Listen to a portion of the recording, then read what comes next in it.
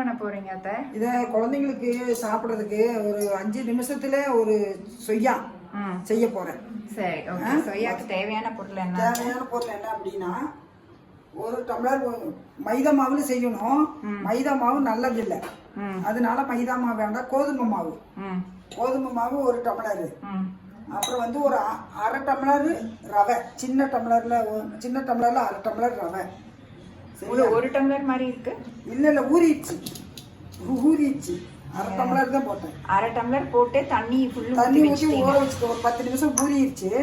அது ஒரு டம்ளர் மாதிரி ஆயிடுச்சு. அப்புறம் வந்து சர்க்கரை ஒரு முக்கால் டம்ளர் சர்க்கரை. ஸோ ஒரு டம்ளர் மாவு, அரை டம்ளர் ரவை, அதுல தண்ணி ஊற்றி வச்சுட்டீங்க. அது ஒரு டம்ளர் ஆயிடுச்சு. ஒரே ஒரு வாழைப்பழம், அப்புறம் ஒரு டம்ளர், முக்கால் டம்ளர் சர்க்கரை, அப்புறம் ஒரு வாழைப்பழம். ஆமா, அவ்வளவுதான். இதை போட்டு பிசையணும். தண்ணி ஊற்றி இதை போட்டு பிசைஞ்சிட்டு. எவ்வளவு தண்ணி ஊற்றி பிசையணும்? தேவையான அளவு. அதாவது கோதுமை மாவு மாதிரியா இல்ல சப்பாத்தி மாதிரியா இல்ல? இல்ல கொஞ்சம் கண்டியில ஸ்பூன்ல மோந்து ஊத்துற மாதிரி, கொஞ்சம் இட்லி மாவு மாதிரி. சரி, நான் பார்க்குறேன் செய்யலாம். ஸோ நீங்கள் அதோட ஒரு அதே டம்ளர்லன்னா ஒரு அரை டம்ளர் தண்ணியா? தேவைக்கு எவ்வளோ தேவையோ ஊற்றிக்கலாம். இன்னும் 10 இன்னும் கொஞ்சம் ஊற்றலாம். ஒரு டம்ளர் ஊற்றுனா இன்னும் கொஞ்சம் ஊற்றணும். கொஞ்சம் வந்து தேங்காய் பூ கூட போட்டுக்கலாம். ஜூண்டு தேங்காய் பூ போட்டுருவோம். நீங்க வந்து இதே டம்ளர்லன்னா அப்போ அரை டம்ளர் தான் ஊற்றணும். ஏன்னா இந்த டம்ளர் வந்து மெஷர்மெண்ட் கம்மி. தண்ணி வந்து நம்ம தேவை இட்லி மாவு மாதிரி கலந்துக்கலாமே. அதான் தண்ணி வந்து அளவு இல்லை, தேவை எவ்வளவோ அவ்வளோ ஊற்றிக்கலாம். கொஞ்சோண்டு தேங்காய் பூ போட்டுக்கலாம். தேங்காய், ஃப்ரோசன் தேங்காய் வந்து வச்சுருக்கோம். அதை பிசையும் போது அதை கரைஞ்சிடும். ஆமாம். ஸோ இந்த பதம் ஓகேவா? இந்த பதம் இன்னும் கொஞ்சம் தண்ணி ஊற்றணும்.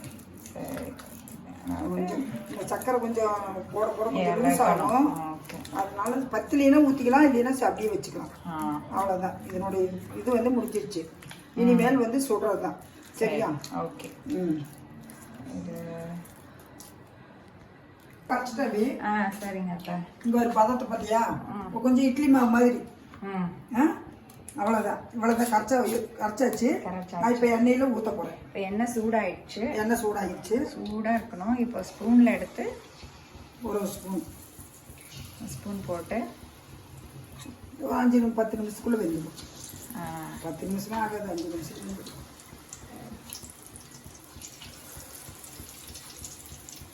5 நிமிஷத்துல பசங்களுக்கு பண்ணி கொடுத்துடலாம். ஒரே 5 நிமிஷம் ஸ்வீட். இது 5 நிமிஷம் தான். ஸோ மைதா கோதுமை, சர்க்கரை, தண்ணி. ஆமாம், ரவை அரை கொஞ்சம் ரவை தண்ணியில் ஊற வச்சது. அவ்வளோதான். ஒரு வாழைப்பழம் கொஞ்சோண்டு தேங்காய் தேங்காய். அவ்வளோதான். 5 நிமிஷம் தான். எல்லாம் எங்கள் அம்மா வந்து கிராமத்தில் அடிக்கடி எங்களுக்கு செஞ்சு கொடுக்கும்.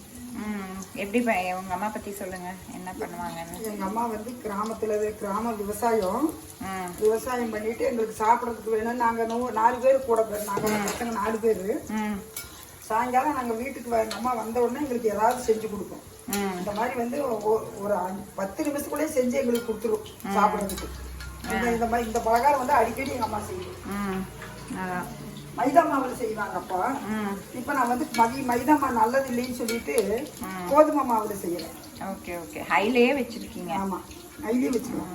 ஹைலயே வச்சு அப்படியே சீக்கிரம் ஒரு நிமிஷத்துல வெந்துடும். சொல்லுங்க. என்ன ஒரு 5 நிமிஷமா? 5 நிமிஷத்துல வெந்துருச்சு. 5 நிமிஷத்துல வெந்துருச்சு. இப்போ சத்தம்லாம் அடங்கிடுச்சு. கிளியரா இருக்கு பாருங்க. ப்ரௌன் கலர் ஆயிடுச்சு. அப்ப நம்ம எடுத்துடலாம். அவ்வளவுதான். இதே மாதிரி இதை எல்லாத்தையும் சுட்டு எடுத்துடணும். அவ்வளவுதான். கொஞ்சம் ஆறுனவங்க சாப்பிடுங்க. நாங்க சாப்பிடும்போது காட்டுறோம். ஓகே. ஸோ இப்போ இதெல்லாம் சுட்டு எடுத்துடலாம். ஓகே. ஹைலயே வச்சு பண்ணுங்க, சிம்ல வேண்டாம், அப்பதான் வேகும். 5 நிமிஷத்துல சுட்டு முடிச்சுட்டாங்க. குழந்தைங்களுக்கு இப்ப ஸ்கூல் முடிச்சு வந்தா சாப்பிடறதுக்கு ரொம்ப வசதியா இருக்கு. சுத்தமான கடலை எண்ணெயில நாம ஆட்டின எண்ணெய், வாங்குற எண்ணெய் எதுவுமே கிடையாது. மைதா மாவும் கிடையாது. என்ன, மைதா மாவும் கிடையாது, கோதுமை மாவு, கொஞ்சம் தேங்காய், ஒரு வாழைப்பழம், சர்க்கரை, அவ்வளோதான். ரொம்ப ஈஸி, அருமையாக இருக்கும்.